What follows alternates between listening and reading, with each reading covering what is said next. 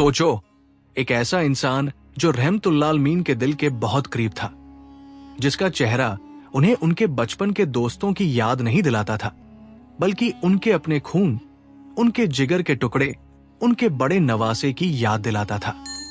वो थे इमाम हसन इब्न अली र, हजरत अली र और बीबी फातिमा र के बेटे और नबी के बड़े नवासे। उनकी पैदाइश पूरी मदीना के लिए खुशी का पैगाम थी। बचपन से ही उन्होंने रसूल अल्लाह की गोद में तरबियत पाई। उनका चेहरा नबी से मिलता था और उनकी अदाएं भी बिल्कुल उनके नाना की तरह थी।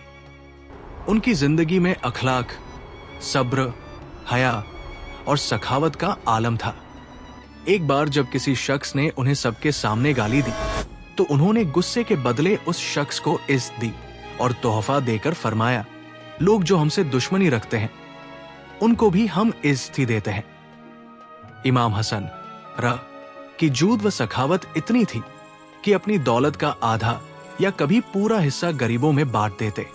हजरत अली र की शहादत के बाद जब उन्होंने मुसलमानों की खिलाफत संभाली, तो उनके सामने सबसे बड़ा चैलेंज था मुआविया इब्न अबी सुफियान, जो सीरिया में हुकूमत कर रहा था। इमाम हसन र ने जब देखा कि मुसलमानों के बीच जंग हो सकती है, खून का दरिया बह सकता है, तब उन्होंने सुलह कर ली ताकि इस्लाम के नाम पर मुसलमानों का खून न बहे। उन्होंने दिखाया कि असल मोमिन वही है जो अमन को तरजीह दे, जैसा कि अल्लाह का फरमान है, और अगर दोनों फौ में से कोई एक दूसरे के खिलाफ जंग करे तो तुम बाकियों को उससे लड़ने का हुक्म दो जो सरकशी करता है, यहां तक कि वो अल्लाह के हुक्म की तरफ लौट आए। फिर अगर लौट आए तो उनके दरमियान इंसाफ से फैसला करो और इंसाफ से काम लो। बेशक अल्लाह इंसाफ करने वालों को पसंद करता है। सूरह 49:9। लेकिन दुश्मनों को उनका जिंदा रहना कबूल नहीं था। उनकी अपनी बीवी जादा बिन्त अशज को मुआविया ने पैसों का लालच दिया और कहा कि अगर वो इमाम हसन र को जहर दे देगी तो उसे शाही निकाह में लाया जाएगा। फिर एक दिन उसने उनके खाने में जहर मिला दिया। वो जहर इतना तेज था कि इमाम हसन र का जिगर टुकड़े टुकड़े हो गया। वो दर्द से कराहते रहे, लेकिन उन्होंने कभी सब्र का दामन नहीं छोड़ा।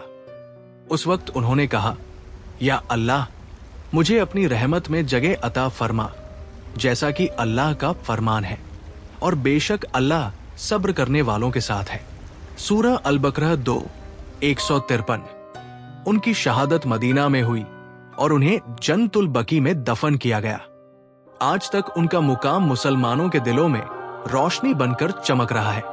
और नबी ने फरमाया, हसन और हुसैन दोनों जन्नत के नौजवानों के सरदार हैं। तिरमिजी। उनकी जिंदगी हमें सिखाती है कि जब तक सब्र, अमन और अखलाक को अपना नहीं बनाओगे, तब तक तुम असल मोमिन नहीं बन सकते। उनका नाम, उनका अखलाक और उनका सब्र आज भी दुनिया के लिए रोशनी का चिराग है, जो क़यामत तक मुसलमानों को सब्र और सच्चाई का पैगाम देता रहेगा। ये थी इमाम हसन र की शहादत। लेकिन अगर आप उनके छोटे भाई इमाम हुसैन र के बारे में जानना चाहते हैं, तो इस वीडियो में उसकी पूरी डिटेल बताई गई है।